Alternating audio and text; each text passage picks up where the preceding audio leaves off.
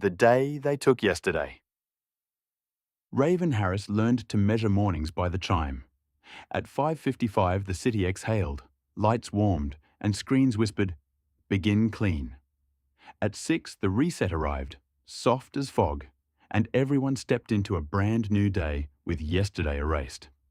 By 6:07, people were already laughing at jokes they'd told 100 times. Couples kissed like strangers with good instincts. Shopkeepers unlocked doors they didn't remember owning. The whole city moved on muscle memory and optimism, like a play rehearsed forever. Raven wore the authority badge on her coat. Memory Technician. The badge opened doors and closed conversations. When people saw it, they smiled with relief, as if she carried pain away in her kit case and sealed it somewhere safe. Her first stop was always the same building, the same third-floor apartment. Mr. Kellen Venn opened his door with a polite squint, like he expected a package. "Morning," he'd say, every day. "Do I know you?" "Every day." "Yes," Raven answered, "every day," with a gentle lie. "I'm here for your dose." She swabbed his arm, pressed the injector, and watched his shoulders drop. The serum didn't just wipe memory, it scrubbed emotion clean of context, leaving only calm. Mr. Venn would blink slowly, then smile as if he'd been forgiven. "That's better," he'd murmur. "I don't know what I was worried about." Raven would pack her kit, nod, and leave him staring at the window like the sky had never threatened him. Outside, Halcyon looked like a city designed by someone afraid of mess. White facades, rounded corners, soothing ads, and everywhere, vent grills breathing out a faint citrus chemical haze that supported clarity, according to authority posters. The river cut through the center, once bright blue, now the color of weak tea. A slick sheen hugged its surface like a secret. Raven didn't stare too long. Staring made questions. Questions made problems. Problems made you eligible for support. At the clinic, her supervisor, Dr. Sato, greeted her with a practiced warmth. "Good morning, Technician Harris. Compliance rates are excellent. Keep your route tight." He tapped a tablet, showing neat charts that rose like hope.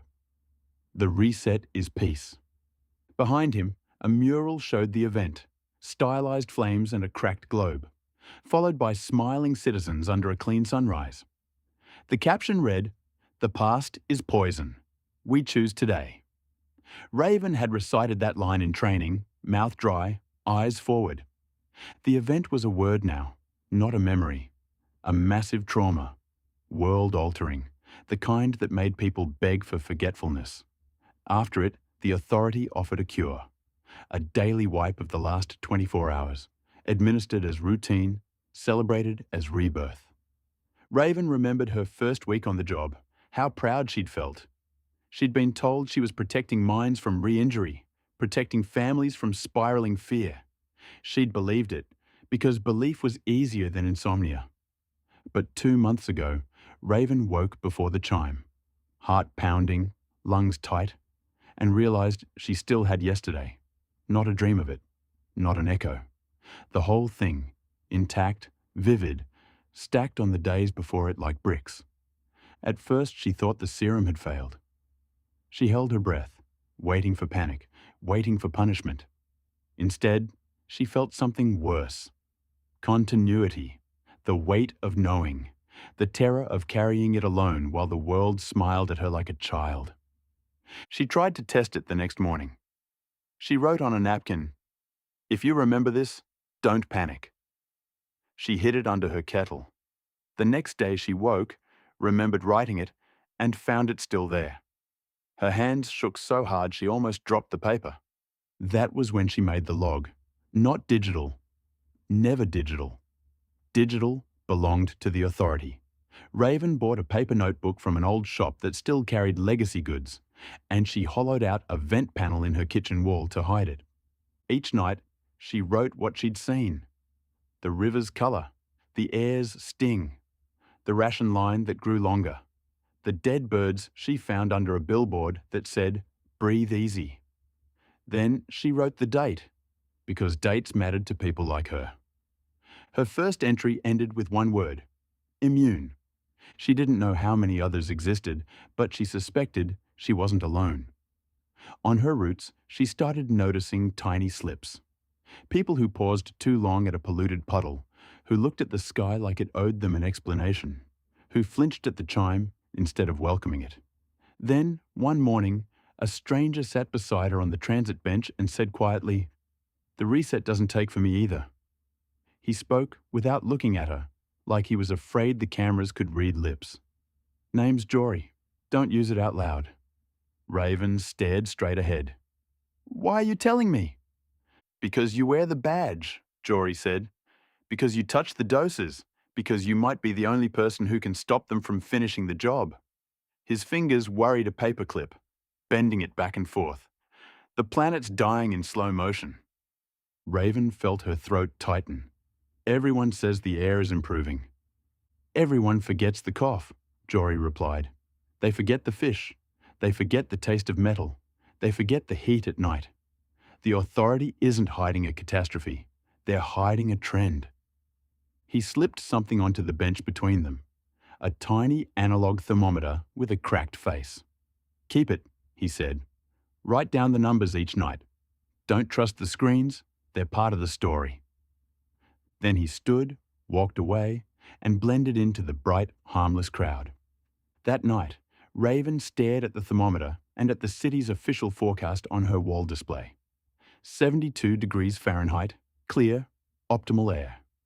The thermometer read 89 degrees Fahrenheit. Her stomach rolled like she'd stepped onto a boat. She wrote it down. The next day, the screen still claimed 72. The thermometer still said 89. Raven remembered both readings. The lie became a shape she could hold, and holding it made her furious. She started looking for other lies.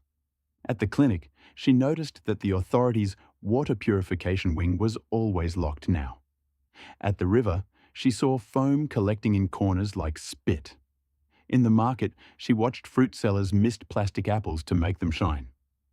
One afternoon, she found a man collapsed on a sidewalk, skin grey, lips cracked. A crowd gathered with calm faces, kneeling politely, waiting for help. Someone called the authority support line like it was ordering soup. Raven knelt beside him and checked his pulse. Weak, fast, heat stroke maybe, but the day wasn't supposed to be hot, was it? The screen said perfect weather, and the people believed the screen with all the faith of the newly born. The authority medic arrived and smiled. "Thank you for staying calm," she told the crowd, as if calmness was the cure. She injected the man with something clear, then guided him onto a stretcher. "He'll be supported." Raven watched the stretcher roll away and realized the medic never looked at the sky, never looked at the sun that seemed too close. It hit her then. If you forget yesterday's heat, you never demand shade today. On her next route, Raven deliberately delayed a dose. Just a few minutes. A young woman named Lena, bright-eyed and polite, laughed nervously as Raven prepared the injector. "I always feel weird before it," Lena admitted. "Like I'm missing something." Raven hesitated. "Do you ever remember dreams?" Lena tilted her head. "Sometimes, like I'm drowning. Then I wake up happy." She smiled, trusting. "It's better this way, right? No more trauma." Raven pressed the dose into Lena's arm. Lena's smile softened into peace. Raven swallowed the bitter taste of guilt and walked out into the hallway, heart hammering like it wanted to break her ribs. That evening, Raven wrote, "The reset is not mercy. It is management." A week later, Jory found her again, this time in a maintenance corridor beneath the clinic where the cameras were fewer and the air smelled like rust. "You've been watching," he said. "Good. Now you need proof that matters." "I have a log," Raven whispered. "A log is a confession," Jory said. "Proof is leverage." He handed her a folded map of the city's underside. Tunnels, old utility lines, sealed doors. "There's a reservoir intake that feeds Halcyon. They're pumping filtration chemicals and calling it clarity. It's masking toxins, not removing them." Raven stared at the map. "Why would they do that?" Jory's face tightened. Because fixing the planet costs power. Forgetting costs nothing. He leaned closer. They're running the Earth like a collapsing mine. Extract what's left, keep the workers smiling, and when it caves in, nobody remembers the warnings. Raven felt cold despite the heat. What do you want me to do? Help us wake them up, Jory said. One day, just one day without doses, a single chain of memory would spark questions. Questions become crowds. Crowds become change. His voice shook. We can't do it alone. Us. The word landed like a hand on her shoulder. How many? Raven asked. Enough, Jory said. Not many, but enough to try. At home, Raven opened the vent panel and touched the notebook like it was a pulse. She imagined the city waking with yesterday intact, remembering the cough, the heat, the dead fish, the way the authorities' medics smiled too easily. She imagined panic, riots, grief. Then she imagined something else. People finally protecting themselves. She slept poorly, the kind of sleep that felt like falling downstairs. The next morning, the chimes sounded as usual. Raven remembered everything anyway. She dressed, clipped on her badge, and went to work with a plan burning behind her eyes. Her plan wasn't heroic. It was practical, like all desperate things. As a technician, she had access to the day's dosage cartridges. She also had access to the distribution schedule. If she swapped out cartridges for saline on one key route, one dense residential block, she could create an island of unreset people by tomorrow morning. It would be small, it would be chaos, it might be enough. At the clinic, Dr. Sato greeted her with his usual calm. Technician Harris, you seem tired. Just the early hour, Raven said, smiling. She hated how easy lying had become. He studied her for a beat too long, then turned back to his tablet. Remember, consistency is kindness. The reset keeps the city stable. Stability keeps us safe. Raven nodded, and the words slid off her like oil. In the supply room, she worked with steady hands, swapping labels, setting aside a tray of cartridges. Her heart thudded so loud she expected alarms. But the room stayed quiet, fans whispering, fluorescent lights humming like indifferent bees. She tucked the altered tray into her case and left. Outside, Halcyon glittered with clean lines and fake comfort. Raven walked her route with the weight of tomorrow in her gut. She administered doses as usual, except in one building, one floor, 10 apartments in a row. Mr. Venn. Lena. A tired couple who always held hands without remembering why. A teenager with a bright smile and tired eyes. Raven gave them saline and a warm, all done, then moved on before she could change her mind. That night, she wrote only one sentence in her log. Tomorrow will hurt. She hid the notebook, then recorded a voice message on a tiny analog recorder Jory had provided. If you're hearing this, she whispered, you remember. Do not panic. Find water. Find shade. Find someone else who remembers. We're not alone. She placed the recorder under her pillow like a talisman. Morning came with the chime. Raven woke already remembering the message, already remembering the swaps. She dressed fast and ran. The hallway outside Mr. Venn's apartment was loud. Too loud for halcyon mornings. Doors were open. People stood barefoot, staring at each other with wild, confused eyes. Lena sat on the floor, hands over her mouth, tears running down her face. I remember, she choked. I remember everything. Why do I remember? Raven knelt beside her. Breathe. You're safe. It's just new. It's not new, Lena sobbed. That's the thing. It's not new. She looked up at Raven with sudden clarity and fear. You did this. Raven didn't deny it. Yes. Mr. Venn gripped his doorframe like it might float away. Yesterday, I watched the river, he said, voice cracking. It was dead. The fish were, and nobody cared. Nobody cared because they didn't know. The teenager was shaking, whispering, They lied. They lied. They lied. Like it was a prayer. More neighbours appeared, drawn by noise, drawn by the unfamiliar weight of continuity. Some looked furious. Some looked terrified. Some looked like they might vomit. Raven stood, raising her hands. Listen to me. The reset is hiding something. The authority is using it to keep us calm while the environment collapses. You feel panic because your mind is finally matching reality. A woman in a robe shouted, "Shut up, I don't want this." A man yelled back, "You don't get to not want it, we're dying." The argument flared instantly, sharp as dry brush. Raven saw it in their faces, grief trying to become blame, fear trying to become violence. Then Lena stood unsteadily and shouted, "Enough!" Her voice cracked, but it cut through the noise. If we remember, we can choose. If we forget, we can't. I'm scared, but I'd rather be scared than stupid. Silence rippled outward. People stared at her like she'd just invented honesty.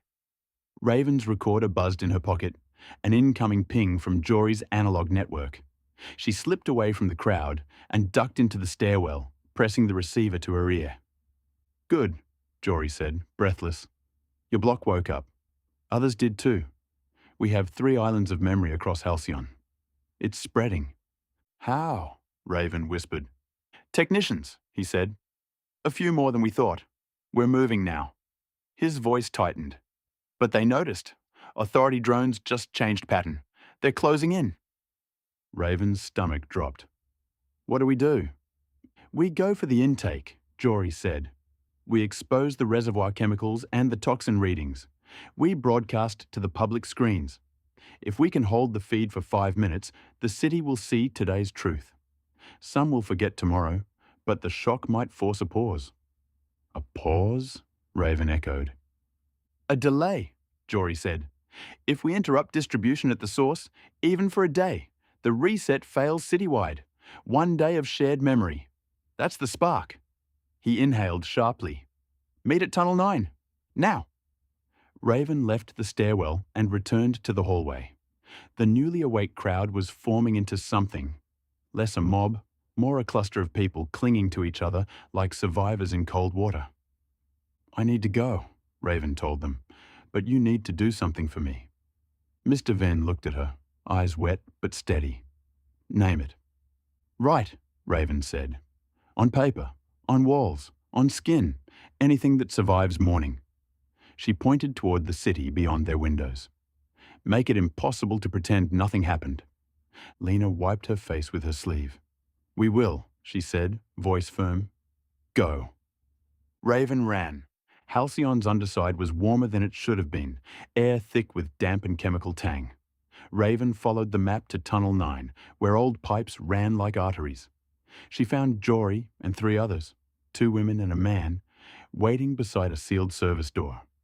One of the women, older, had a scar that cut through her eyebrow. "Technician?" she asked Raven.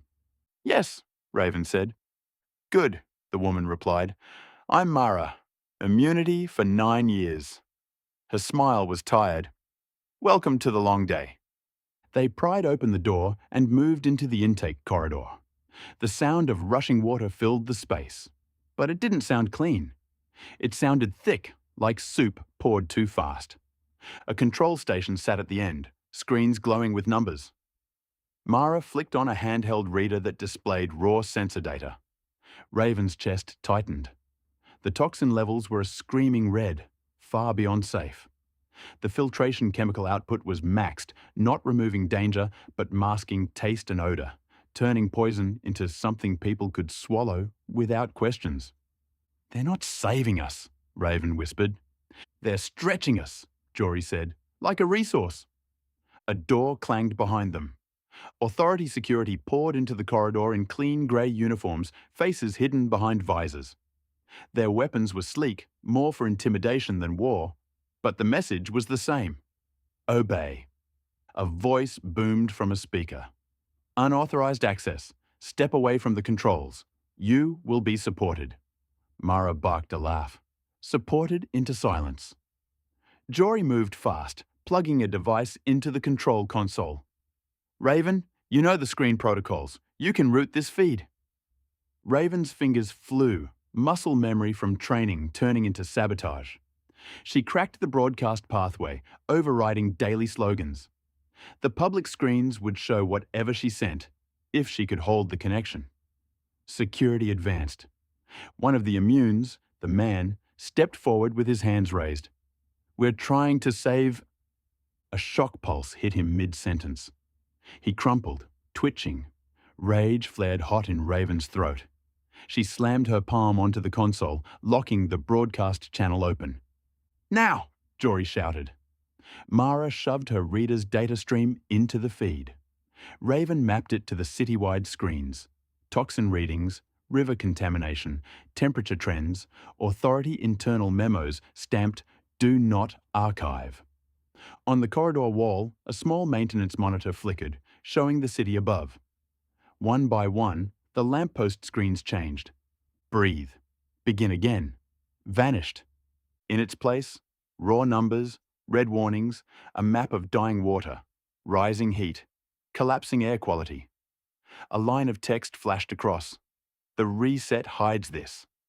Raven imagined Halcyon's people pausing mid-step, mid-smile, staring at the truth like a slap. Security surged closer. Raven felt hands seize her arm, wrenching her away from the console. Pain snapped bright, clean, unforgettable. She screamed, not from pain, but from the thought of tomorrow, when most of the city would wake blank again unless the reset was stopped. Jory fought like a desperate animal, elbows and fists, trying to keep the connection alive. Mara grabbed a pipe wrench and swung, cracking a visor.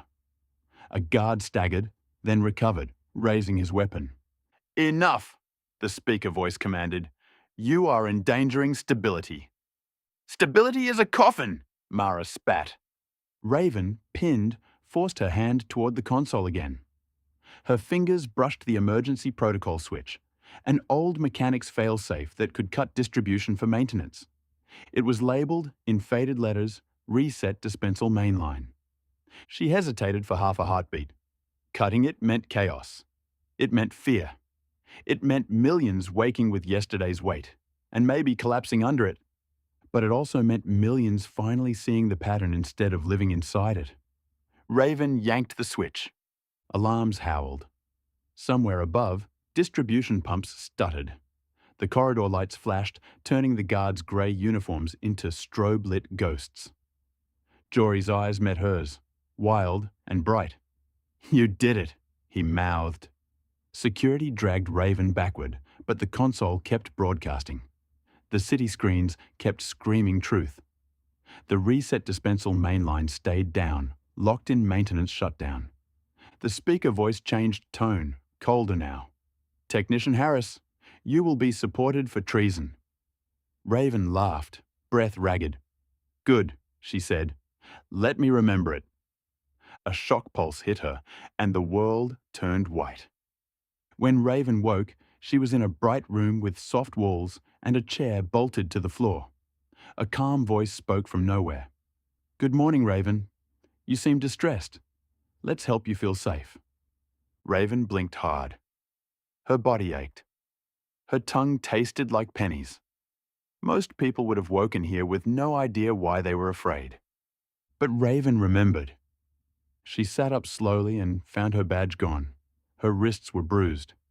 Above her, a small screen showed a sunrise and the words, "Begin clean." The voice continued, gentle as poison. "Yesterday was confusing for many citizens. We experienced a minor distribution interruption. Stability has been restored." Raven's laugh came out hoarse. "Liar?" A door opened, and Dr. Sato stepped in, hands folded, face composed. "Technician Harris," he said softly, like speaking to an injured animal. "You've caused harm." Raven stared at him. "You're killing the planet." Dr. Sato's expression didn't change. "The planet is changing," he corrected. "We are managing the transition. Panic helps no one. The reset keeps society functioning long enough to..." "To what?" Raven snapped. "To evacuate? To fix it? To profit?" A flicker, the smallest, crossed his eyes. "To preserve what can be preserved," Raven leaned forward. And what about the people who can't be preserved? The ones you keep smiling while their water turns to sludge.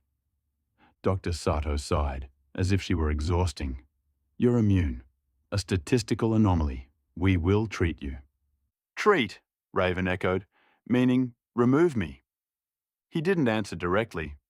The reset mainline is offline. Repairs are underway. By tomorrow, we will restore the usual peace. Raven's stomach clenched. Then today matters. Dr. Sato paused. Today always matters, he said, and Raven hated that he could almost sound sincere. But not the way you think. He placed something on the bolted table. Raven's notebook, its cover scuffed. Her hidden vent panel had been found. Her entire secret log sat there like a captured heart. You kept records, Dr. Sato said. That is unhealthy. Raven's hands curled into fists. That is reality. Dr. Sato leaned closer, lowering his voice. You want to save them? Then stop. We can give you a private reset, stronger than the public dose. We can give you the mercy you deny yourself. You can forget, and you can live. Raven looked at her notebook and imagined relief. Imagine waking blank, smiling at slogans, believing the air was sweet again. Then she imagined Lena's face in the hallway. If we remember, we can choose. Raven lifted her chin. No. Dr. Sato's calm finally cracked. Just slightly. You don't understand what comes after remembering. I do, Raven said. It comes after. That's the point. He straightened, mask back in place. Then you will be supported. He left. The door sealed. For a long moment, Raven stared at her notebook. Then she opened it and tore out a page with shaking hands. She found a pen in the table groove, left perhaps on purpose. She wrote in large letters, If you remember, write this down. They are hiding the Earth's death. She folded the page smaller, until it could fit under a fingernail if she had to. Then she waited. Hours passed. A guard brought her water that tasted faintly sweet, like chemicals pretending to be clean. Raven drank anyway, because rebellion didn't work if you died first. Finally, the door opened again. Not Dr. Sato, but a young medic with tired eyes. The medic carried an injector tray and avoided Raven's gaze like it burned. I'm here to administer your support dose, the medic said, voice flat. Raven held up the tiny folded paper. Are you immune? She asked softly. The medic flinched. Her eyes darted to the ceiling camera, then back to Raven. I don't know what you mean. You do, Raven whispered. If you remember, you know. The medic's jaw tightened. For a second, her mask slipped, and Raven saw raw fear underneath. I remember some things, she admitted, barely audible. Not all, but enough to hate mornings. Hope surged so fast Raven almost cried. Then help me, Raven said. Get this message out. Paper, walls, anything. The medic's hands trembled as she set the injector tray down. They'll kill me. They're killing you anyway, Raven said. Just slower. The medic swallowed hard. Then, with a motion too quick for the camera to interpret as deliberate, she slid Raven's folded paper into her glove cuff. Her eyes met Raven's, and in them, Raven saw the same thing she'd seen in Lena. Terror turning into choice. I can't stop the city, the medic whispered, but I can stain the morning. She picked up the injector, paused, then pressed it gently to Raven's arm. Raven braced for oblivion, but the medic's thumb never clicked. Instead, the medic leaned close and murmured, I gave you saline. Then she stood, voice normal again. Dose complete. Rest. The door sealed behind her. Raven exhaled, shaking, and laughed until it turned into a sob. Outside her room, Halcyon was waking up into the longest day it had ever faced. Maybe the main line would be repaired by dawn. Maybe it wouldn't. But now there were islands of memory, and now there were stains on the morning, and stains had a way of spreading. Raven opened her notebook and wrote a new entry. Hands steady for the first time in weeks. Today, we stopped being quiet. And somewhere above, on some wall, someone would write it too, because for once, somebody would remember to. Se.